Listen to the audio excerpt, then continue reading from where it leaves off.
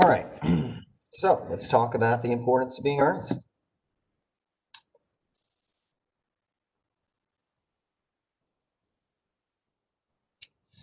So I already began introducing you to this play a little bit last week on Wednesday. I started talking about the importance of the subtitle, a trivial comedy for serious people, and of course, the importance of reading this story and always being attentive to the double meanings. Of course, it's comedy or farce, satire. So a lot of times he's criticizing a lot of these things that Victorian society takes as serious. Again, thinking about our time machine, where are we located? We are in England at the end of the 19th century, so about 1895, I believe, is when this work was published. We have so we're moving forward a little bit. Mainly we're working chronologically, but we will back up a little bit when we get to George Eliot. But moving forward a little bit, but firmly in Victorian England. Some things we need to know about the society at the time. We're mainly exploring polite, mannered society. The upper classes of society are the primary characters in this work right here. Most of these folks are either aristocratic or they're middle class folks who have worked their way up. Maybe not so much worked their way up. In the case of Jack, he inherited all his money. But so we have a lot of upper class people. But it's important to note that this is a society that does have a mixed class. It's got a middle class, it's got a merchant class, it's got people who aren't necessarily aristocratic, who are wealthy. So that's a key difference in this society. There's a lot of people who have gotten their money by other means besides inheritance.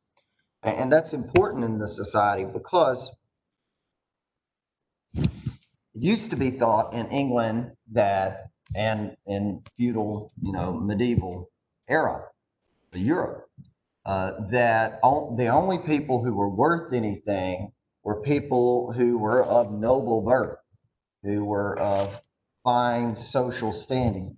The only people who were worth anything, who had high morals, were the nobility. But the middle class is beginning to break down those boundaries. The emergence of the middle class is there's starting to be people who are in respectable society who may not have been of noble birth and stuff like that. There's starting to be people who might have started out at the very lowest parts of society and worked their way up. We see that in America with Henry Ford and other cats like that. You see people who are starting out at the lowest echelons of society can barely, feed themselves. And Booker T. Washington in the African American community, for instance, lived in a hovel. I mean, no food, no running water, stuff like that. But eventually he became, the most important African American in America. Founded the Tuskegee Institute. That was in America. These types of things happened in Britain as well. Why is that so important? Why am I emphasizing that? Because this gave birth to the rise of, oh yeah, I'll share my screen, thanks, sorry. This gave birth to the rise of dandyism. And this idea of the dandy in English society, that's very important to this work right here. That's the word I'm using right here, dandy. Well, let me share my whole screen.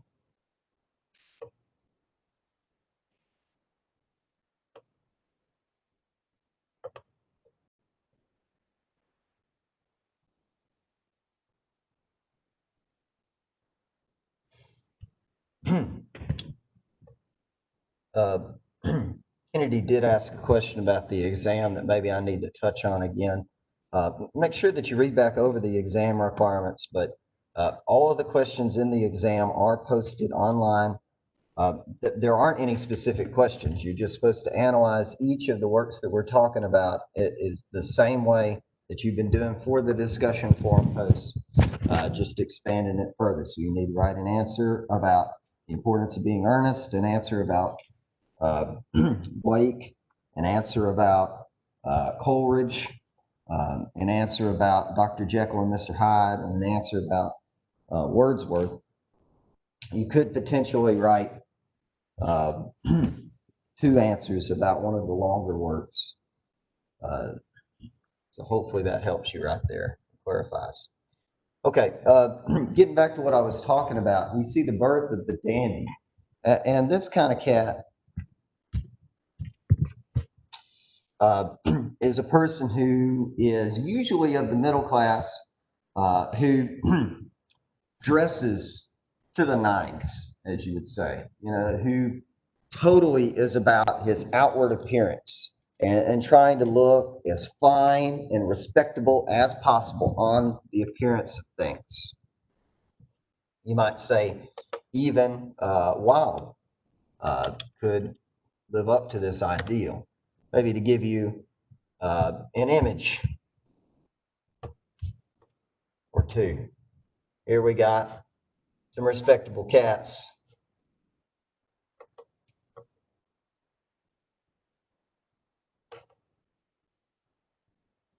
Dressed to the nines. They're looking good on the outside of things. They're looking fine, the finest dress. Appearance is everything.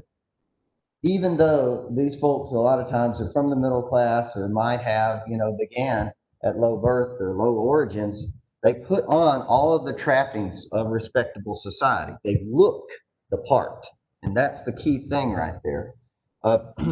And that's one of the key themes in this work right here. It talks about how society, of course, everybody in the society knows how important appearance is in British society, okay? And so one of the things in this work is examining that idea right there, examining if Victorian culture values appearance above all other things.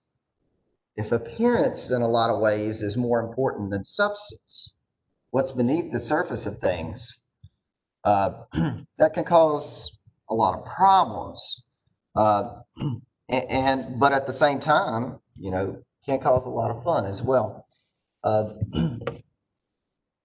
So, of course, it's not necessarily true that a lot of people will say, lament the fact that, people are pretending to be things that they are not. I'm not sure that this work is totally criticizing folks who do that. After all, Oscar Wilde was one of those types of people who, on the surface of things pretended to be one thing, but underneath was something else. Wilde was gay, but he was married to a woman, It allowed him to do the things that he really wanted to do, putting on this image of appearance, of being respectable in what society deems to be respectable, allowed him to do what he really wanted to do. So it's not necessarily true that, Wilde probably thinks that these people are awful who are doing these types of things. Although Wilde does have characters in some of his works who are very awful, who, on one sense of the thing, look like they are good on all appearances, but are doing terrible things beneath the surface. And that's another work of literature that Wilde wrote called The Picture of Dorian Gray.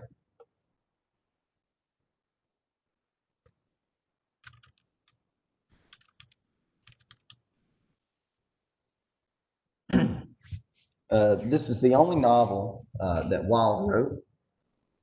And the premise behind The Picture of Dorian Gray is a fascinating one. This story is about a man who has a painting made of him, a portrait made of him. Very beautiful man, just the ideal type of beauty. Just imagine Fabio or whoever's the hottest man nowadays. Who's the guy for Aquaman? Jason Momoa, is that his name? Yeah. Okay. The hottest guy you can imagine. Just woo! Wow. Okay.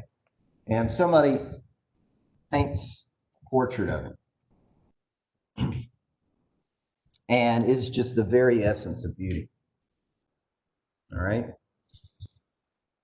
And all the time, while this painting is being made, a guy comes in and he plants a little seed in his ear. And he says, one of these days, Dorian, that's the guy who's being painted, one of these days, Dorian, your beauty's going to fade.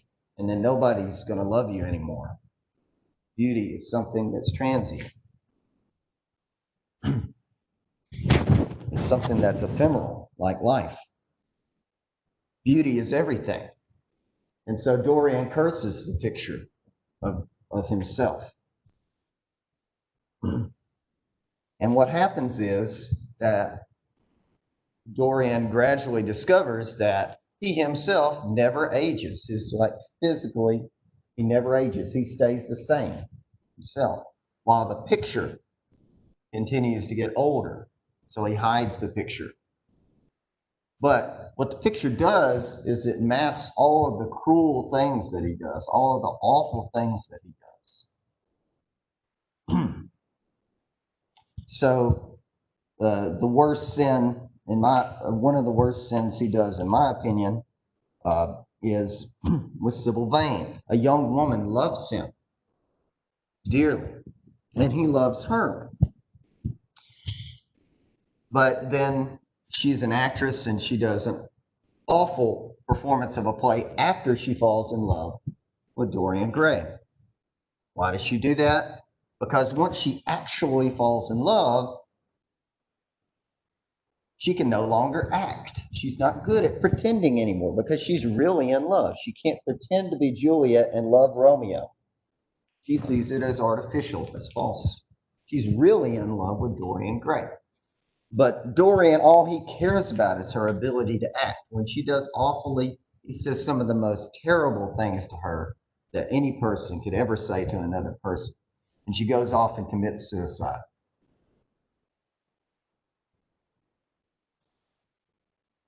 And the whole time that she was saying, pleading with him that she loves him, he's mocking her and being cruel to her. He's got this cruel smile. And when he goes home and he looks at the picture right there, the picture has become deformed. It's got this cruel smile on it.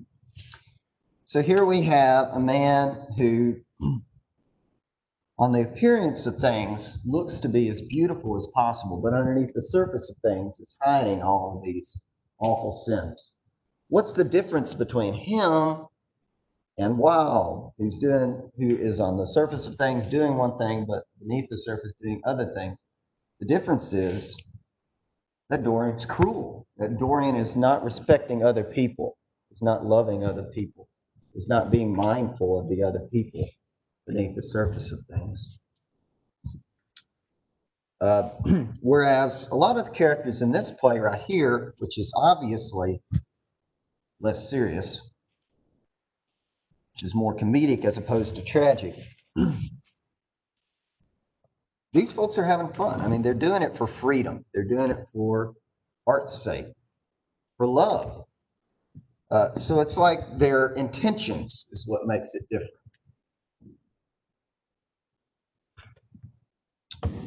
Okay. Let's take a look at some of the passages from the work right here. Now, what Wilde seeks to do in this work right here is to take pretty much everything that Victorian society values and thinks is the most important thing, cultural value, like marriage, for instance. That there was a way. There it is. Okay. It takes marriage, for instance, and seeks to criticize it. It takes other values like religion and seeks to criticize it. Wealth, position, class. All of these things this work criticizes. These were the things that defined what was a respectable English gentleman. Being married to the right person, being married to wealth, being married to position, status, being religious, being a Christian, being a good Christian. All of these things were valued. And he seeks to show all of these people who represent these things. On the surface of things, they say that they appreciate these things, but underneath, they don't really. They don't, take them seriously. So let's start off with marriage. And business, too. It's another thing. The polite English gentleman was a very respectable thing, but really, this word kind of says, well, on the surface of things, we love business. We say we love business, but beneath things, we really love pleasure. So here, I'm on page 118 now. This is Act 1. This is a pretty cool passage talking about love and romance versus marriage. So here we have Jack has come to town to propose to Gwendolyn.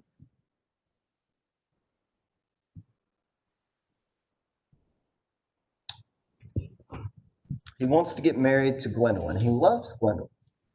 And Jack and Algernon have a discussion of love versus marriage. Algernon says, I thought you'd come up for pleasure. I call that business. So Algernon equates marriage with business. And throughout this work, marriage is going to be equated with being boring, with being a business-like transaction, with being dreary, with being restrictive, almost like a prison. That's probably how Oscar Wilde felt, because he wasn't with a person that he actually wanted to. That might be very true. Yeah, right. Mm-hmm. Mm-hmm. I think that's a good example. I mean, whenever you look at the gay community in England, the only way to have been respectable at the time was to have, led that double life, which was false. So it might be very well true for him, but probably also the rest of the audience as well. And there's lots of, heterosexual relationships in here as well, where they talk about, at one point they talk about 2 is company, but 3 is better. I'm paraphrasing, it's talking about how often marriages people would be sleeping outside of the marriage, almost as if it was more the norm than it was the rule, than it was the exception, I mean. So I was talking about marriage and all of the negative connotations that are associated with marriage in this work. But romance, on the other hand, has all kinds of positive connotations associated with it. He says it's very romantic to be in love. There's nothing romantic about a definite proposal. By one may be accepted. One usually is, I believe. Then the excitement's all over. The very essence of romance is uncertainty. If ever I get married, I'll certainly try to forget the fact. So it's love itself. Romance is uncertainty. It is that uncertainty right there that makes it fun and exciting and engaging. I wonder if one day this will happen. But then once you're married right here, it's like a settled fact. And then it becomes boring. There's no narrative to that. There's no story to that. I mean, if you look at most of the romances, it's not usually about a married couple who are happy for 20 years. It doesn't usually show that part as the main narrative, right? It's the part where trouble happens. I teach creative writing. Some of you have taken it with me. Dara and Deja, one of the principles I say is people love trouble in stories. Okay, that's where you want to start. Where does the trouble start? And it's the same way with the story, and it's the same way with love. This work is arguing. It's the essence of uncertainty, conflict. Will he say yes? Will he marry me? That's the beautiful part about love. That's not the case in marriage. Here we have discussions about divorces. Divorces are made in heaven because marriage is so restrictive in all of these various things. Now, I don't think that Wilde would think that marriage has to be this way. I think Wilde is lamenting in this work right here that marriage is this way in English society. Seems like there could be a great deal of fun to be had if people are married. There are probably ways if they forget the fact that they're married and act like, they're fiancés again, being excited about what all is going to happen, bringing the excitement back.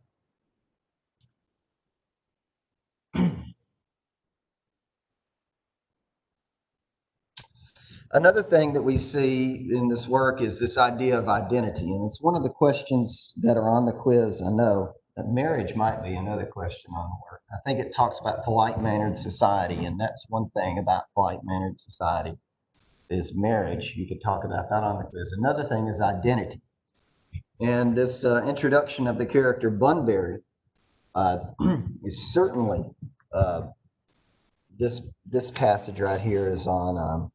I have it dog-eared right there, so you can't see what page it is. It's page 121, and it's still in Act 1, just a few pages further, if you're looking at a different edition. But this is where Bunbury is introduced right there.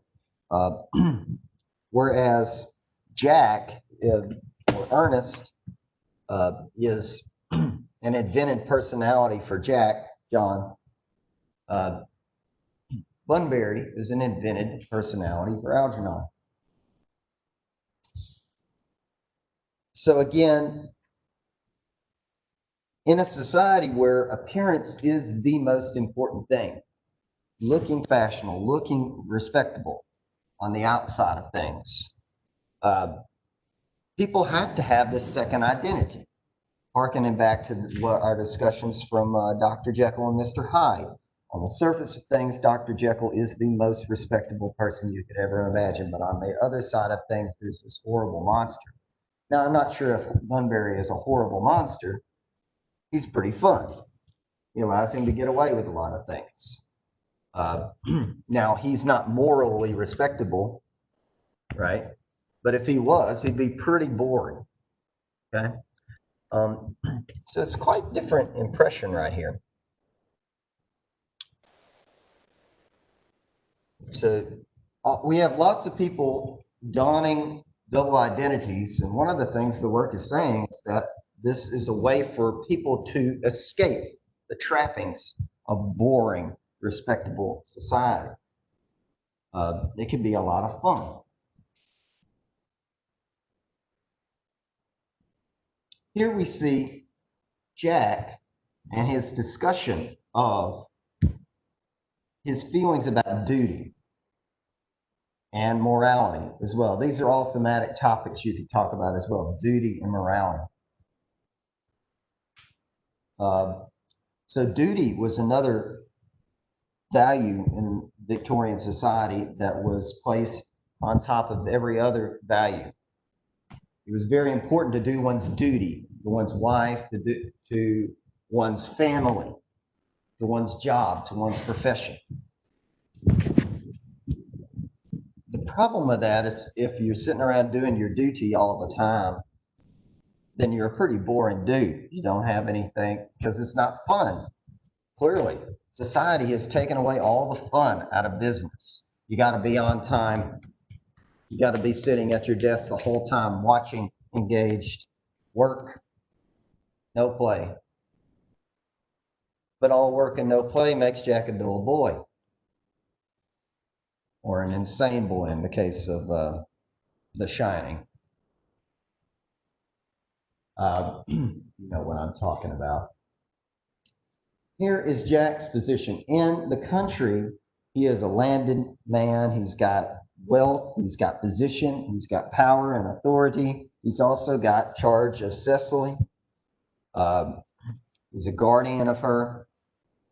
And he says, when one's placed in the position of a guardian of a child, or I guess a young lady, in her case, one has to adopt a very high moral tone on all subjects. It's one's duty to do so. And as a high moral tone can hardly be said to conduce very much to either one's health or one's happiness. In order to get up to town, I've always pretended to have a younger brother of the name of Ernest, who lives in the Albany and gets into the most dreadful scrapes. That, my dear Algie, is the whole truth, pure and simple. And I put in my annotations, but is it? It's not the whole truth. And it's not simple. The truth is rarely pure and never simple, Algernon quips back. Modern life would be very tedious if it were either, and modern literature a complete impossibility. So again, we have another passage that talks about how boring it is to do one's duty. And even doing one's duty all the time might even hurt one's health, one's happiness. It's the thematic statements you could derive from that, I mean, would be what I just said, but also adding to it, because of this, people have to go out, have a double life in order to do the things that they really want to do.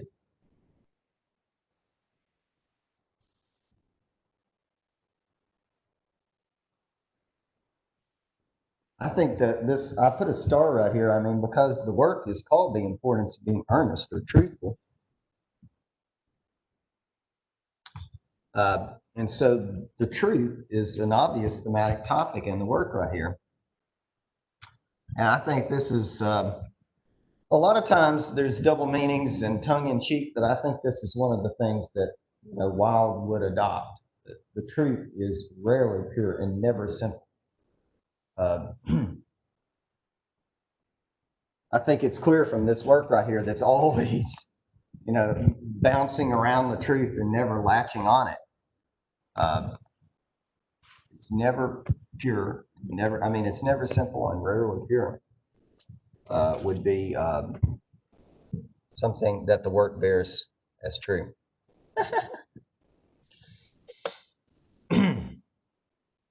All right. Let's skip a little further, find some other passages that we think. Right here, a man who marries without knowing Bunbury has a very tedious time of it. Again, you know, how can you have fun in marriage? By having the ability to have that, you know, second self. By having the ability to get rid of your social identity and have a created identity. I think that that leads to another thematic topic that the work talks about, which is creativity. While definitely, of all the things the work criticizes, I mean, creativity and imagination is one of the things that the work praises. The people who are creative definitely have a lot more fun. You know, if you can create a second self, you can have a lot more fun. You can, on the other hand, whenever you take things seriously, you know, whenever you just focus on the facts, when we see Cicely at the beginning of Act 2 reading her boring German lessons and about economy and stuff like that, just focusing on the facts, that's no fun at all. You know, there's nothing creative about that. There's nothing imaginative about it. So when we see Cicely, she sits at the time and always writes all of these stories and stuff like that, fantasizing in her journal about all of these things that she wants to do, about getting married and stuff like that. That's fun. That's presented as fun, creative. Oh, here's that line I was talking about. In married life, 3 is company and 2 is none. And Jack quips, that, my dear friend, is a theory that the corrupt French drama has been propounding for the last 50 years. And Algernon says, yes, and that the happy English home is proved in half the time. So we're talking about marriage, you know, definitely even in heterosexual homes right there, you see that they have to find somebody outside the marriage because it's just so dull, so oppressive. Now, Lady Bracknell is an example of pretty much, if we have an antagonist in the work, it's Lady Bracknell. She represents pretty much everything that Wilde hates. She is, on the surface of things, she espouses all of the things that typical Victorian society says that people should espouse. And she says, if you're going to marry somebody, you need to do it because of wealth, because of status, because of where you were born, because you got the right politics, you're a conservative. You got to have all of these things in order to meet her expectations. But as we read along, you know, we see that all of these things are changeable. She's willing to throw them all to the side. You know, underneath the surface of things, she is not respectable at all. Look at how she criticizes Bunbury. Look at how morally corrupt or morally bankrupt she really is. On the surface of things, she says that she values morals, but underneath, she's morally bankrupt. She says, Mr. Bunbury ought to make up his mind whether he's going to live or die. This silly-shallying with a question is absurd, nor do I in any way approve of the modern sympathy with invalids. I consider it morbid. Illness of any kind is hardly a thing to be encouraged in others. Health is the primary duty of life. So, I mean, she doesn't care at all about sick people. She doesn't care about anybody, clearly. I mean, you need to decide whether you're going to live or die. You know? So it's absurd, of course. Nobody would ever actually say that. But Wilde is getting to the core of her personality. Probably she's really thinking that. You know, people who are like her are really thinking these things.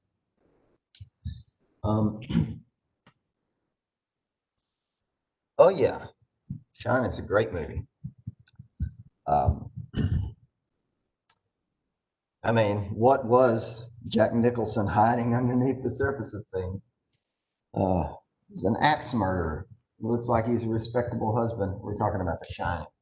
Underneath the surface of things, he's an axe murderer. Oh, man. All right. Moving forward a little bit further. Now, Lady Bracknell says that the reasons that a marriage might be good would be all the things that typical Victorian society espouses, all of these ideals that I've already been outlined several times in class. Let's take a look at what Gwendolyn sees as a good match, because, of course, the work's a comedy. At the end of the work, everybody's going to get married. This is what she looks for. My ideal has always been to love someone of the name of Ernest. There's something in that name that inspires absolute confidence. So this is her idea of a good match. Somebody who's named Ernest, which seems ridiculous, right? I'm going to marry somebody because of their name, right? But at the same time, it's just as ridiculous as what Lady Bracknell is saying in the next passage whenever she's examining whether Jack is a good match or not.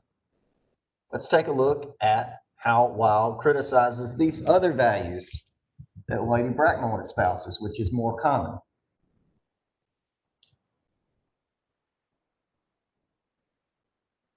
Of course, it criticizes the fact also that look at how gender issues you don't talk about that as much, but it is a thematic topic in this work as well. Lady Bracknell, polite English society says that the parents need to arrange the marriage for the girls, but the boys get to choose, like Algernon gets to choose who he gets to marry. That's up to him. Lady Bracknell says that, exactly. She says it's up to Algernon who he wants to marry. I have nothing to do with that. But for her, she says, Gwendolyn decides she's engaged to Mr. Worthing. She says, you're not engaged to anyone. When you do become engaged to somebody, I or your father, should his health permit him, will inform you of the fact. An engagement should come on a young girl as a surprise, pleasant or unpleasant, as the case may be. It's hardly a matter she should be allowed to arrange for herself. So polite English society says that women should not be allowed to choose for themselves who they marry, whereas men are allowed to. Okay? Think about this, though. Polite English society says that the man of the household should decide who, who they should marry. But right here, Lady Bracknell doesn't intend at all to consult with her husband. If you look at things, she's the head of the household. So the irony is that on the surface of things, she holds up the English ideal that the man should be the head of the household, but in fact, she is the head of the household. So she's a hypocrite, and the reasons why the work criticizes her more than a lot of the other characters is because she's so damn boring.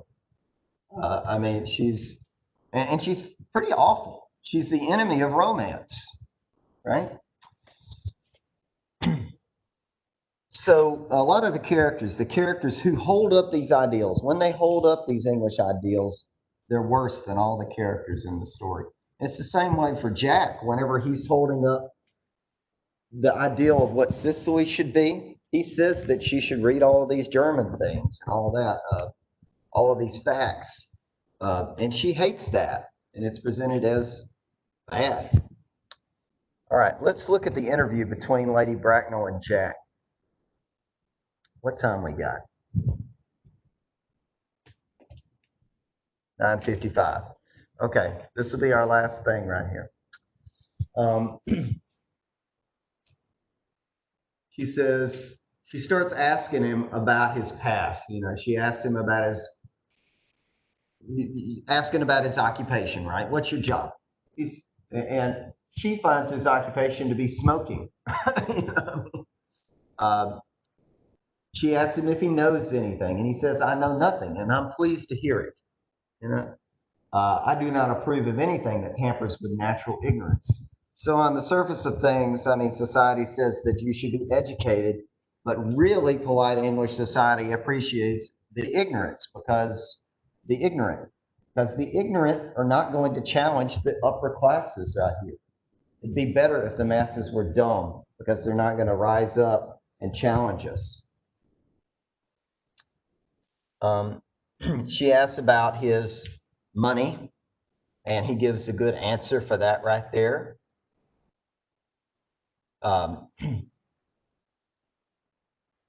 thing that hurts his character, Jack's character, is where he was born. And he was found in a handbag in a station. He was adopted. And so he wasn't born into this wealth. He just happened upon it. And this is the thing that disqualifies him from getting married to Gwendolyn. But later on, we find out that we discover his truth, where he was born, is not that right there. And she's willing to just throw it off like it never happened before. So again, her ideals of what make up a good marriage are just as hollow as Gwendolyn's ideals of what make a good marriage whenever she says that it's about a name.